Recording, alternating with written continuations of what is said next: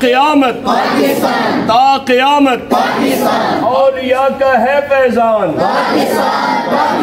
हम अल्लाह ताला के शुक्रगुजार हैं जिस रब्बे ज़ुल जलाल ने मुसलमानान हिंद के लिए पाकिस्तान की सूरत में ये अजीम तोहफ़ा अजीम नेमत अता फरमाई। अजीज़ पाकिस्तान का एक अजीम मकसद भी था।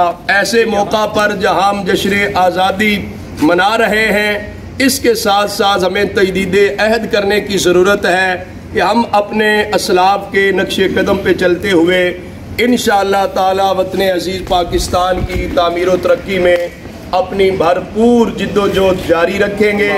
बानियाने पाकिस्तान, शुहदाए पाकिस्तान, जिन्होंने वतन अजीज़ की नज़रियाती और जुग़राफियाई सरहदों की हिफाजत के लिए मुसलमानों ने अपनी जानों के नजराने पेश किए, मौला करीम उनके दराजात बुलंद फरमा।